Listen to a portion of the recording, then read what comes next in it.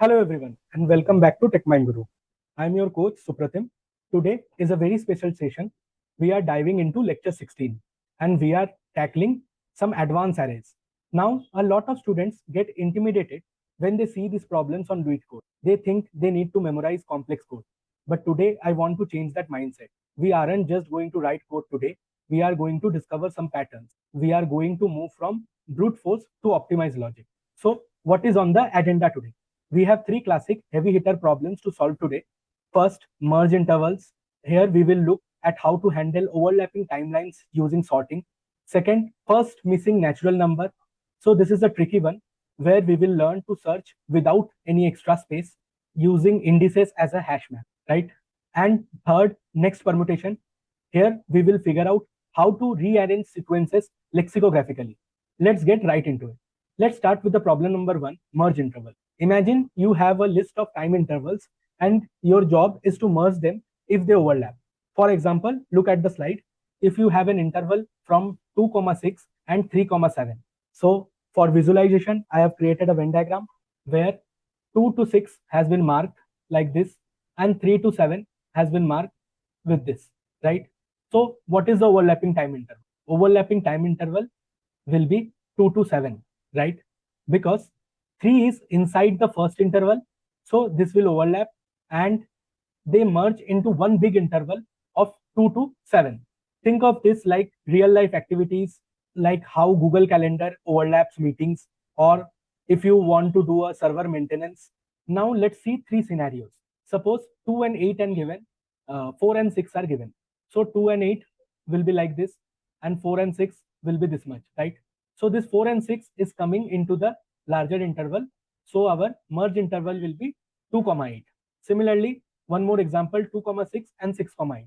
So 2,6 will be this much and 6,8 will be this much. So they are touching each other. So the merge interval would be 2,8. Let's see one more example, 2,5 and 6,8. So 2,5 will be this much and 6,8 will be this. So they are completely separate. They are not overlapping. So the answer would be 2 to 5 and 6 to 8 both, right? So what is the algorithm here? The key idea is the absolute first step is to sort the interval by their start time. We have to sort this interval on the basis of the start time. Once they are sorted, we just have to iterate through them. So we initialize s is equal to start of 0 and e is equal to end of 0. If start of I is lesser than equal to e, then we need to find the max between the current end and the previous end, and we need to update our end time. If start of current time is not lesser than current end time, we will push s and e to result and we will simply reset the start and end with the new start and end of that interval. So let's dry run that with this example.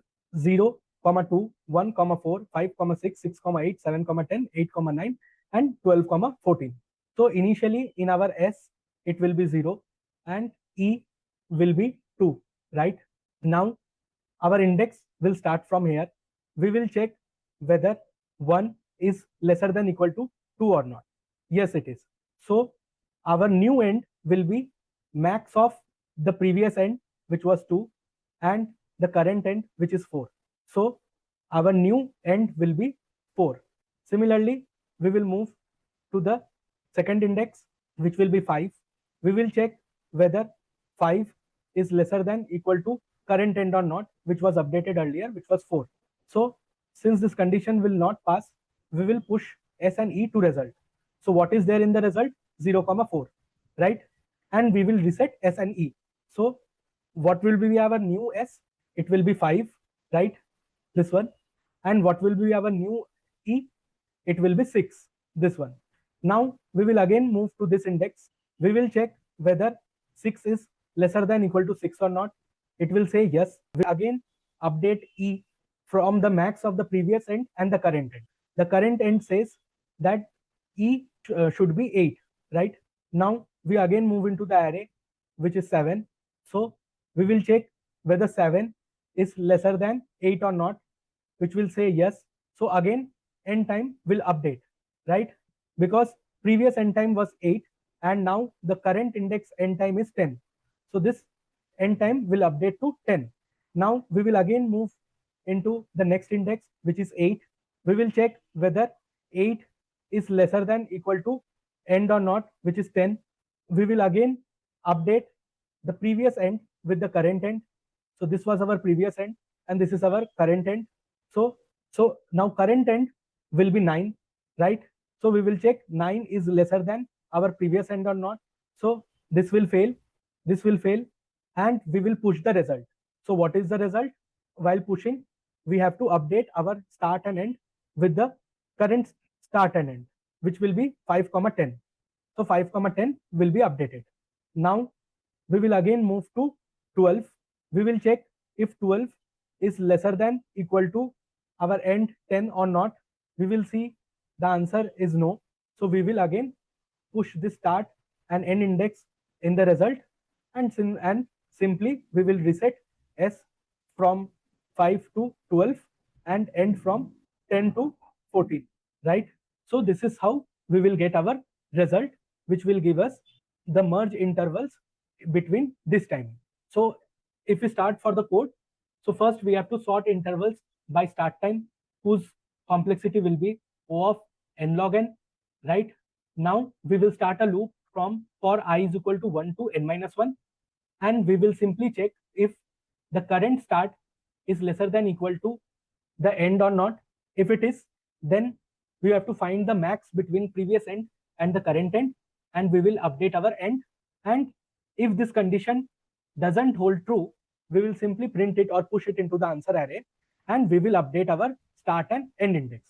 So if you see, what is the time complexity of this code? So sorting interval on the basis of start time will give you O of n log n.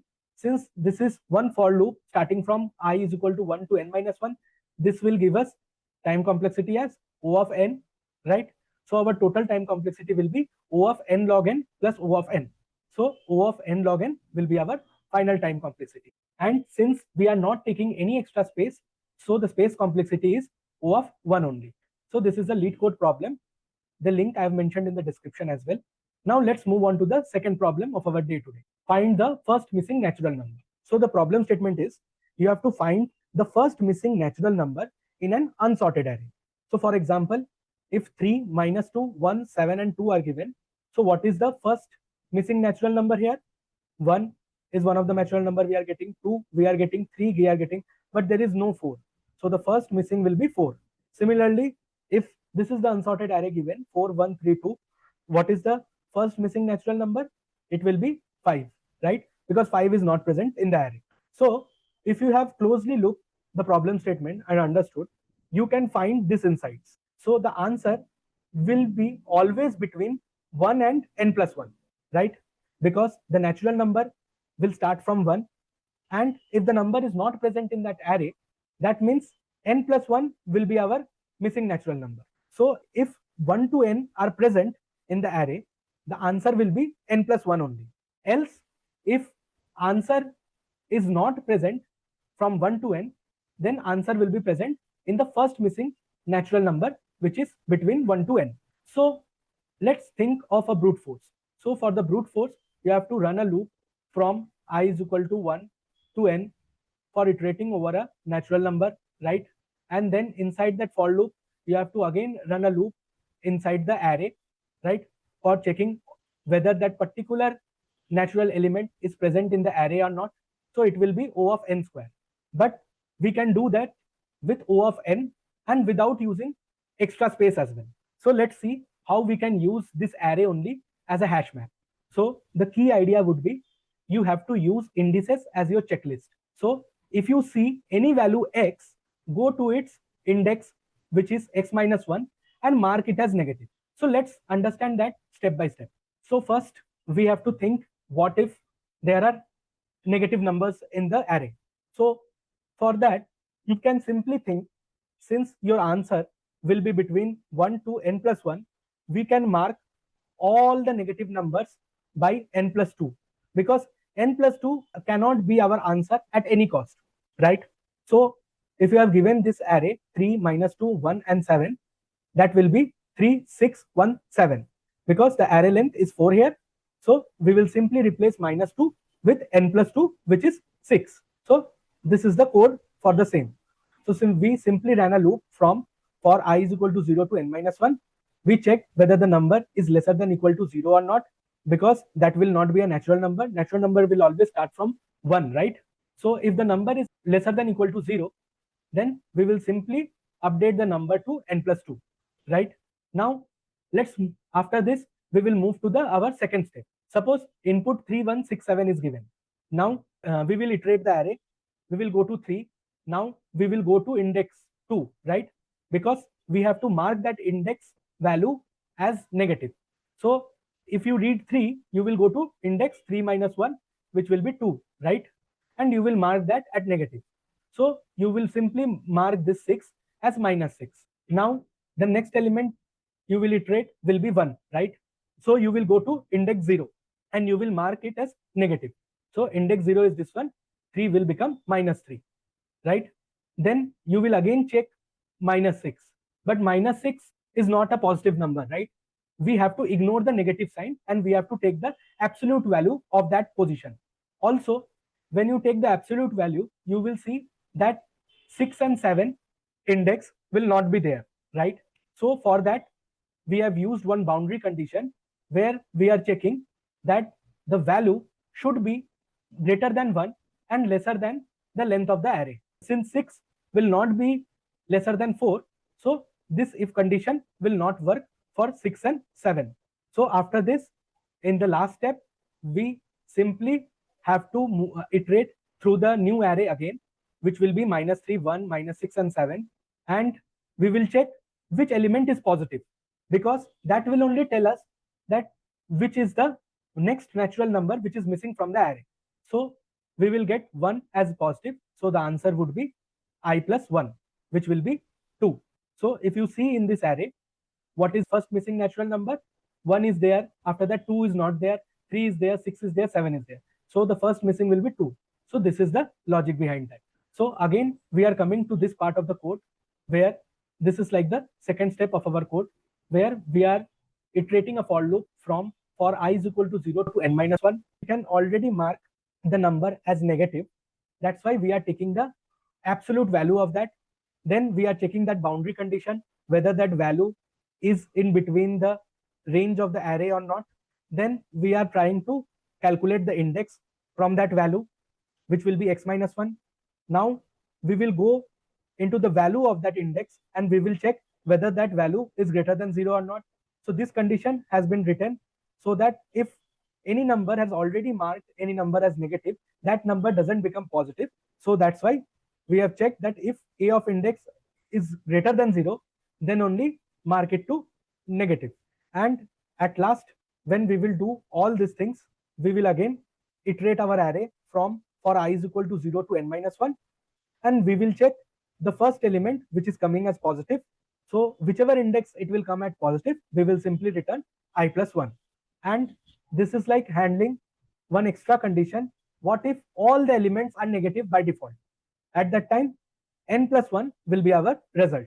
So if we again look at this code using the same dry run via code, so 3, minus 2, 1 and 7.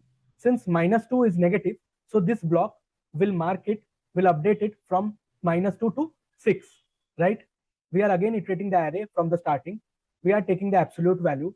So when I is equal to 0, at that time we will get 3. Since 3 is coming greater than 1 and lesser than the length of the array, we will find the index which will be 2, right? Index will be 2. So what is present in A of 2? It is 1, right? So this 1 will become minus 1. Now we will move to this element which is 6, right? We will check the absolute value we will get as 6. Since 6 is not coming between 1 and n, so this condition will not work here. So we will just bypass it and we will go to 1. But right now we don't have 1 here. We have minus 1 here, right? So we will take the absolute value. So that will come as 1. So 1 will satisfy this condition. So we will see the index which will give the index as 0. So A of 0, which is 3, right? So we will mark it as minus 3 now, right? And then we will again move to the last element 7.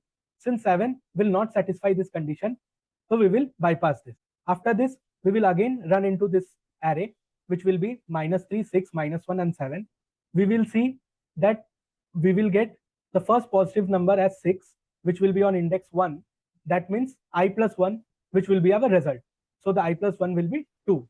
So you can also see in this array as well that the answer will be 2 only. Now let's move on to the last problem of our day today. So here we need to find the next lexicographically greater arrangement of a number. So suppose if you have given 1, 2, 3, so the next lexicographically greater number will be 132, right? Similarly, the next will be 213. Similarly, the next will be 231. Similarly, the next will be 312, and similarly, the next will be 321. So these are all possible permutation of this number 123. Think of this array like a single number. So we just want to find the smallest possible increase. So let's see how we can do that step by step. So first you have to find the pivot. So for that, you have to scan your array from right to left, and you have to check where the increasing trend is breaking. So here is the logic broken down into 3 steps. Step 1, you have to find the pivot. So for that, we scan from right to left. So we are looking for the first digit that breaks the increasing trend. We call this dip or the pivot element. So if we have 1, 2, 3, 6, 5, 4 scanning from the right, 4, 5, 6, these are all increasing in nature, right? But then it drops to 3. So 3 will be considered as a pivot element. Now in the step 2, we will swap with the next greater. So this will be the pivot, and after that pivot, everything will be the tail. Now looking at the tail, which is the right side, we need to find the smallest number that is strictly greater than our pivot 3.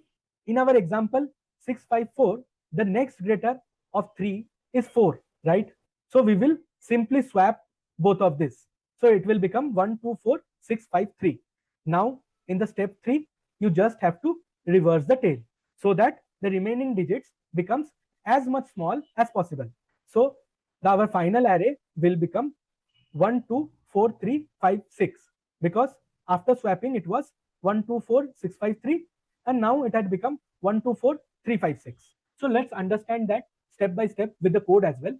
Since we are scanning from right to left, we will take I is equal to n minus 2, and we will run a loop from I is greater than equal to 0 and a of I is greater than a of I plus 1, so that we can know that where this increasing trend is breaking.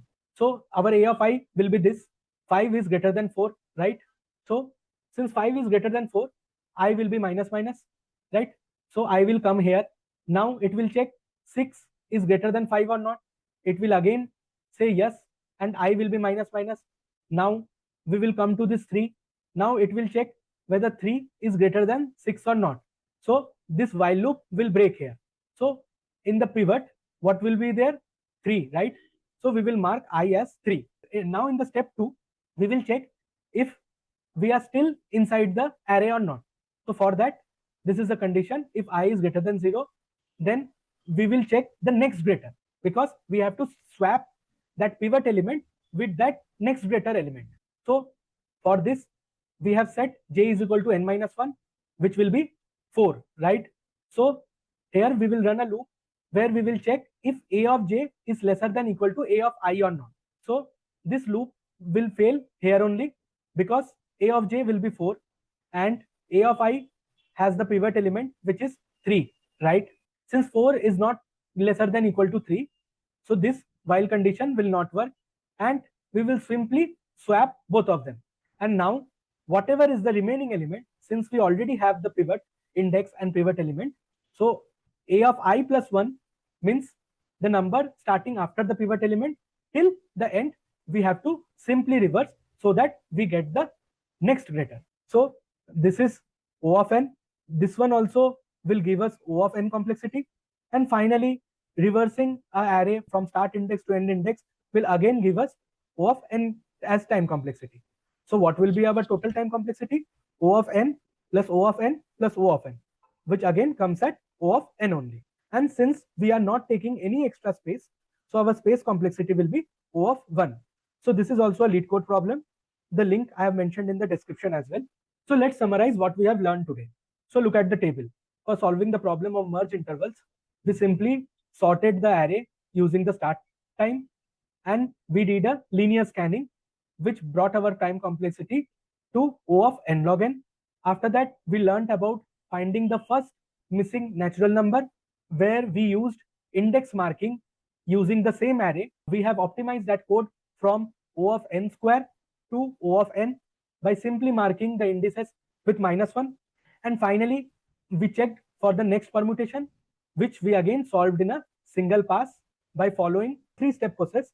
One, where we find the pivot element, then we swap with the next greater element, and finally by reversing the tail. And tail will always start from the next element of the pivot element. And all of this space complexity is O of 1 only. So the goal of this lecture was to help you see some patterns so that you just don't memorize code lines. You also learn to visualize the data structure, and that will only make you a great engineer. In the next lecture, we are going to shift gears and talk about advanced bit manipulations. So if you found this helpful, please hit that like button and subscribe to Techmine Guru. With this, I am Supratim signing off for today. Till we meet again, keep coding, keep optimizing, and keep learning.